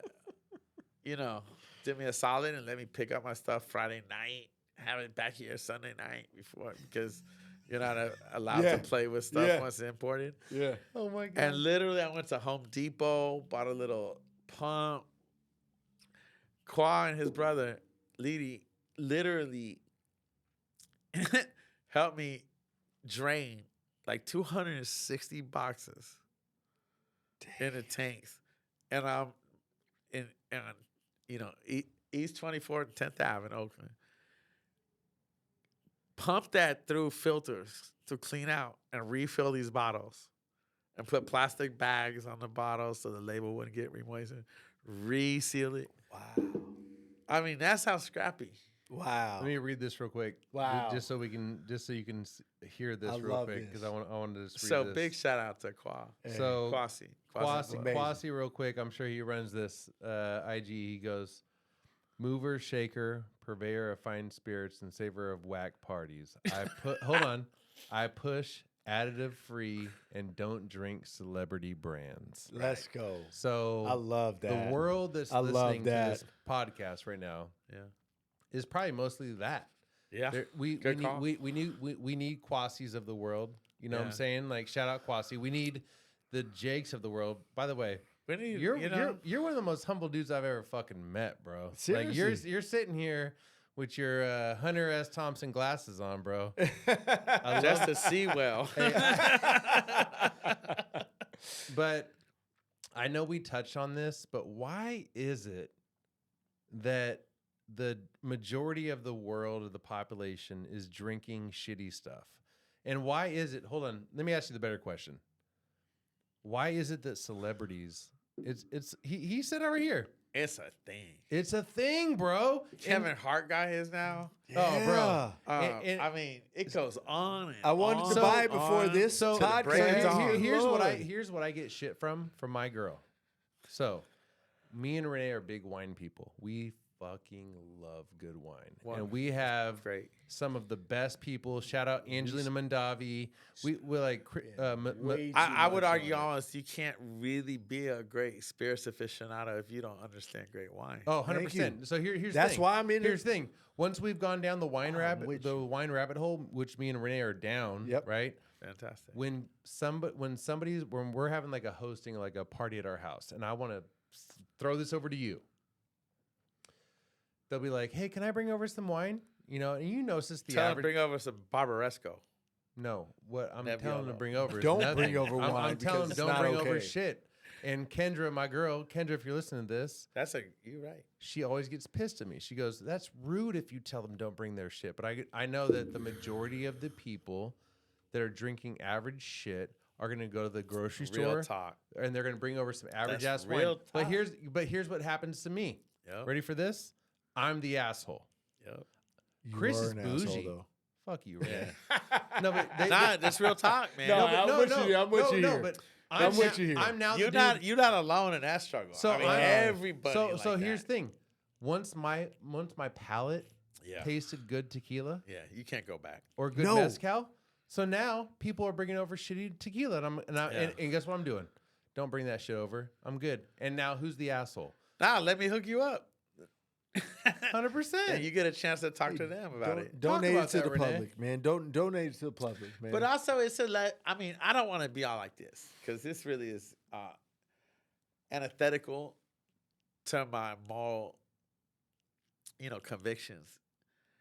You really, and I've been in this position so many times, and you got to recognize, it's not about the drink. It's about the camaraderie. It's about It the is. experience. I It hate that is. you said It that, is. bro. no, You know, it's really 100%. not. I'm gonna You fight know you on that. that. I'm gonna fight you on that. Nah, man. No, you let me- won't. I'm with you. You I'm won't with let me because do- the chance to spend common time and and imbibe and eat some great food. Before It's you, all about the company.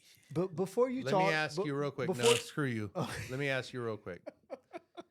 With every piece of history that you have, that you've shared with us, with what you've displayed here, you're telling me right now that if you're at my house tonight and I'm cooking you food, What are you putting on? I'm cooking ribeyes. This dude, Jake. Hey, Jake, we might have dinner tonight, by the way. Hey, Jake, listen to me though. And I pour you a shot of Casamigos. I drink it Why? because life's short. Listen, Chris. I don't know if I agree with this. Listen, Well, Chris. You lose them on Li- people li- I li- lost. Listen, Chris. This is Oh, how we shit, okay. roll into. Okay. Yeah. I mean, come with 20, 25 people that you dearly love pass. Okay. Then you would drink a shot of Casamigos with vigor and So even the stories that you've shared it ain't about with that. with how they've taken out workers and all that stuff, it's still is it Human still like connection supersedes everything. God damn, I love this guy. Hey, see, I'm with you. I'm right, motherfucker. Yeah, You're right. Here's now the you can thing. talk, you goofy ass motherfucker. Yeah. But you know I'm right, Chris. Come No, on yeah, now. Here's the thing. I get it. The good part about all this all. I kicked it with you before. I kicked it with you before. Oh, go back, go ahead. I ain't drinking it.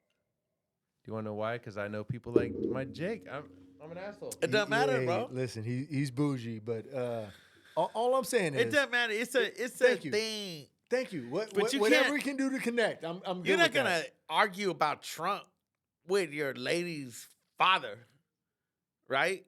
You be like, I'm down with this chick. Wow, that's a great comparison. I'm with it. Because I hate Trump, Of course. but I'm not going to argue with these Of motherfuckers. course. Oh shit, he just blew my mind back. I mean, there's kind of a higher order of things. He- Get along to get Here's along. the other thing, man. Like, let's get to it. I only bust out the good stuff when you're around. and I a love few you. other Talk- people. Talk dirty to me, In bro. a few, No, because he talks dirty to me sometimes. It's good. and a few other people, right? Like, I will never bust out For a Marie. good. For Marie. You're not going to bust out a nice bottle of wine for Marie. Well, Marie doesn't drink, so I'm just talking about That's certain his- friends. That's his wife, by the way. But at the same time, I'm not even feeding none of my friends bad tequila no more. It's all you, baby. No, but don't make it all be about me. Look at Costco Wing. Look at G4. Can we do a Look at a Fortaleza. quick, Look at quick thing real quick? uh-huh. Give us your top 5 Let's go. tequilas I like and this. mezcals. outside of mine. Outside of yours. Let's cannot go. wait to hear Let's this go. shit. Well, G4. G4 Well, is shit. G4 a little hot for me. Okay. Okay, let me be real. You El Tequilino. don't Tequileño. Don't lead them. Oh, I fucking said it wrong. That's Don't lead them.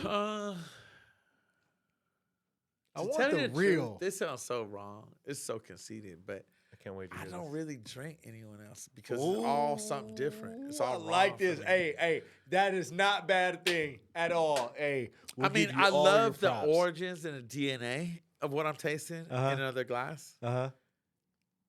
And then my my aspiration is to bring that, and this is very arrogant, but this is my business. I'm not just like an aficionado, it's my business. Is to take that and bring it more towards me. What do you mean by that? So Costco Ween, extraordinary tequila. But it wasn't fully satiating to me, satisfying to me, until I lay it in Mezcal casks. Because they are Valley, they're old school. I wanted to take them real back 100 years. 1146 Añejo. I don't really want another Añejo sugar bomb of tons of vanilla and tons of sweetness where you almost don't know it's tequila. I did a plan with Enrique Fonseca to do 14 months in Loire Valley, French cask, then lift that spirit out and put it in used American whiskey, but not bourbon because of that char. So we chose Canadian whiskey and Tennessee rye whiskey, which just has toast. So I get this beautiful base spirit, then with 14 months of French Loire Valley cask and the essence of Cab Franc, it's a very rounded, soft flavor that leaves in the staves of the cask. It doesn't have a lot of innate tannins. So get it to añejo with that, 2 months more, and then put it in American white oak. We could do that caramel, vanilla, butterscotch. But with toasted oak instead of burnt, so that you get, you don't have that filtration out of the agave spirit. So what I'm down for, and also my partner. That's a long ass winded shit for you to tell me what you like real, to drink. Come on, Jake. Short question. I'll give you a half hour. Give it to us. But it's all about finding the spirits that are most ideal for me, and then turning them a little bit more towards. Is there anything outside of yours that you buy? That's all I want to hear. I want to hear what tequila you drink in your life that blew your fucking mind. That's what I want to hear. It's only his, but what was that? There ain't Don't know one. Are you being serious? Yeah. No. Was there any tequila or mezcal that you drank that inspired you? That's the better question. No. Okay. Because you know one thing I have. Built it. One thing is I have go. a mental imagination about where I want the flavor to go. Where I want the flavor. That's the one thing that I have. I can feel the flavor I want to get to. So when you bring that, that's my one difference, I think, that I never really that. knew how to celebrate or express. I can conceptualize of the flavor I want. And the most difficult thing has been a really bizarre project. The French conquered Mexico for about half an hour. From like 18. The French had lost out on colonial expansion. I mean, Haiti in the 1700s, went against them. They ended up in the Caribbean with Martinique and Guadeloupe and stuff. They invaded Mexico. They lasted 20 years. Maximiliano y Carlota. In that time, about 50,000 French citizens moved to Mexico. Then when Maximiliano, who was actually Austrian, but when he got beheaded, 50,000 Frenchmen didn't know where to go. And Mexico said, nah, you're here, but you're not privileged. You need to get in where you fit in. And so this man, Henri Valette, got to making his old elixirs, his like treatments.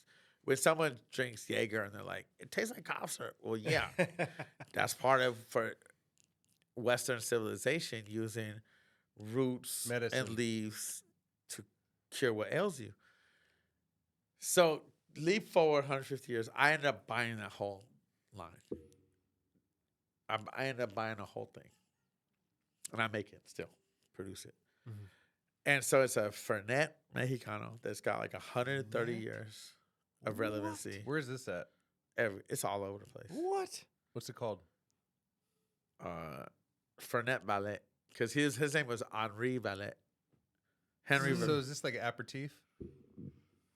Yeah, or digestif. I mean, also there's an digestif. That's what I'm gonna say. There's an Angostura. You know Angostura bitters. Yeah, the bitters. Yeah, they don't have any Angostura from the Angostura comes from the bark of the Angostura tree, and Angostura bitters left that out like 30 years ago. My Angostura bitters still has the bark. It comes from Yucatan, the Yucatan Peninsula. That's a whole nother part of my life. But when I bought that whole thing, I picked up the lab, the chemist, the whole thing. And I was always trying to make an authentic Campari. Ooh, I love Campari. I love Campari. But I wanted an authentic Campari, not coloring, not tinctures. I just did a Wikipedia search and learned the only Campari in the world that doesn't have red dye is Sweden. Because Sweden won't allow any synthetic red dye. Shout out Sweden. But Oaxaca, for many years, for centuries, was the source of red. Before synthetic colors, countries Peru depended on indigo blue. Oh, shit. Comes from a rock. What's up, cuz? Iran, yellow from mustard seed. Oaxaca, when you don't have synthetic colors. So Oaxaca would let this insect grow on the nopal cactus called a cochineal or cochinilla. Oh, that's mezcal. No, it's Oaxaca. What's cochineal? It's a little insect that grows on a nopal cactus, and it's white. And when you squeeze it, the blood come out this insect is this impenetrable red, just to die for. And so the velvet curtains in the Vatican from hundreds of years ago, the red comes from Oaxaca. Wow. And so I knew from my taking tourists out to these villages how the rug weavers would use indigenous dyes. And so I make my Campari kind of thing called Granada Valet using cochineal blood. So not safe for vegans. Wow. But, so where I'm going on this long-winded story is I've been chasing this flavor, chasing it. Recently, I just realized what it's missing is clove. It needs little clove and trying percentages of clove to get that mid palate towards the back. It's kind of imitating what wood gives us, what wood from a barrel. Anyway, I guess my larger point is I chase flavors. I chase flavors. This guy goes down rabbit holes, bro. I love it. I love it. I want to ask a couple quick stories. White rabbit. So we have it on air. So Kwasi, you met him. Sounds like you grew up with him. Oh, that's my day one.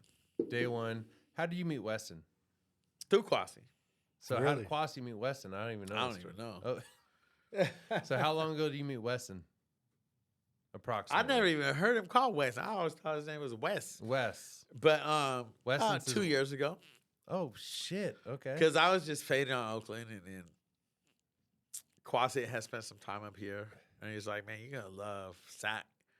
And I checked in with another partner who's called David Driscoll, who does a very successful blog.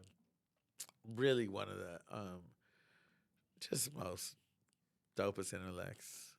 Honestly, from a desto.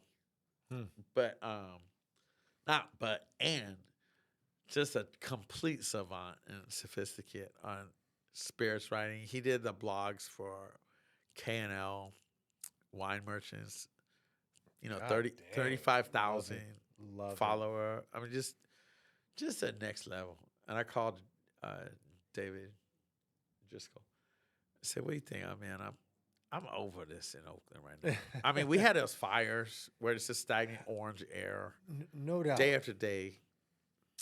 I know every crack in every sidewalk, every back alley, everything. Let's go, bro. And I was just like, good let me. coming up And here, I said, what do man. you think about Sac? And he said, you're gonna love it. You're gonna do you love like Sac. you like Sac? Man, I'll tell you the truth. I shouldn't even put this on this. Every single day, I give thanks. I truly give thanks for being in Sac. Man. I think this is the next level city. Let's go, bro. Hey, I really do. I'm obviously And here, I see the man. Kings coming up. I mean, the Dubs got, the legacy, but it's just The lounge. Sac is just I don't know. I thought it was the Sticks growing It's up. low key, right? There's so many But from it's the low Bay key, up here, but it's man. not. It's like perfect. It's a Yeah. perfect lifestyle. It's doubt. perfect people. How often? It's like you take that spot, I'll find another one. Mm-hmm. You got in the East Bay now, people in their little Priuses honking each other. Mm-hmm. That was my spot. It's like there's diversity. People, from my experience, a lot of people on the left, progressive people, diversity. I don't mind the heat. Yeah, Yeah. I just love the city. Yeah. man. I love the city. I gotta say. With that, let's exit out with that last question on the dinner. The last question. The dinner.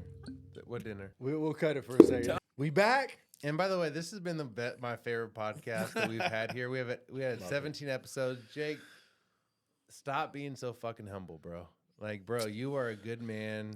You've raised good kids, and you're from Oakland. And the fact that Bucker, hey, let's go. Whatever you just said. Hey, so what you were just talking about is somebody. No, I gotta read it. Okay. Shout out Wes Ramirez. Ask him about how he helped design the machinery. Yeah. Is that a word? Machinery. Hey, machinery.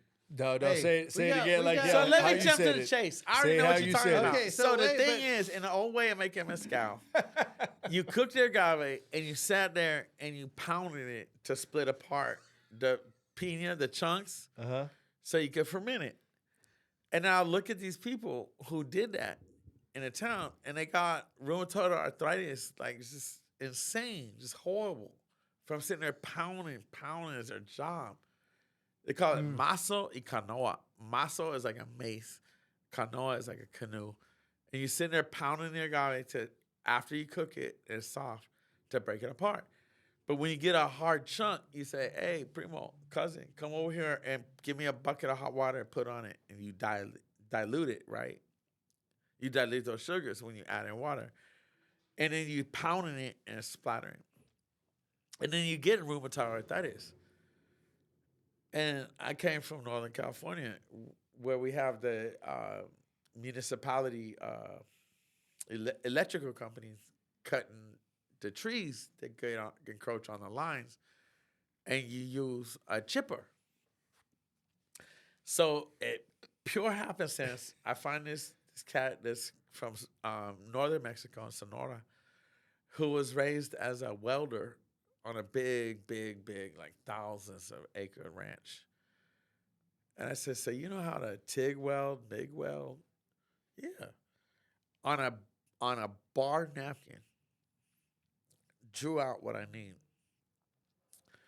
of a way to chip agave for my gay. Okay. So he said, where are we going to get the knives? So I started going to the lumber camps to buy their old steel chainsaw, used 22-inch bars, because a logger doesn't want to let that chain jump the track and come back in their face. So when those chainsaw bars get exhausted, they retire them. So I went and bought a rest of them, and then had them cut into knives and welded on the spindles, and built literally a maguey chipper. Holy shit. So when you pick up this maguey after it's been through the chipper, you look at it in the sunshine, you see it's got sugar crystals. It's like, dang, it's not diluted. So you improve your production capacity massively. By and how you much? avoid By how rheumatoid much? arthritis. Come on now. By how much? How much you improve it? From a ton to none. Oakland. And then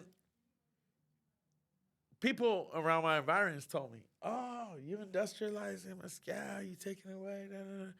Guess what? About 3 years ago, the Mezcal Regulatory Council delivered 72 villages. Wow. With that machine. Let's end on that real quick. And I'm on right now fifth generation. And if you go to the my Facebook, you'll see right there, by pure circumstantial happenstance, I'm next to the number 1 machine, and we got it right there still. But we on number 5. You are absolutely freaking passionate about. He's the definition of the legacy, bro. But I'm not. It's the people I work with, but we have definitely curbed rheumatoid arthritis, and we have definitely improved output. And he's like, that's not no big deal. Yeah, what I want to say is it's a deal. It's a big deal. It's a big deal. It's a part of it. I'm gonna give you your flowers right now, bro. You are somebody that sounds nasty. That's you are a unicorn in this game. Ooh. In the sense that you're not just producing amazing tequila mezcal, but you're doing it to preserve the freaking people, bro. I'm just running my route. Seriously, bro. I'm just running my route. Thank you so much, man. Hey, appreciate you being on here. We got one question for him. Okay. Hey. Top 3 restaurants in Sacramento, go. Well, yeah, for real. No, for real. We're gonna stay here. Okay. Chef Huey Fan with this I can't say the name. Okesatura. It's like Japanese. Oh, on L Street. Where it's like they got omakase. Omakase. And it's 5 chefs to 12 You're bougie. patrons. You're bougie, huh? That's bougie. He only knows chefs. I like this. That's bougie. I like this. That's bougie. My man's bougie. But I have not experienced in my life such an incredible scenario. Okay, 2 more. Like 1 piece of sushi and a talk or 2 about it. This fish was named Fred. What's your favorite Mexican restaurant in Sacramento? Cosecha or Mayahuel. It's a throw up. Oh, shout out to Ernesto. Yeah, Ernesto Delgado. Hey, Ernesto downstairs, baby. So reign supreme. Ernesto Delgado also, apart from being just a phenomenal, graduated CIA in Greystone. Next level.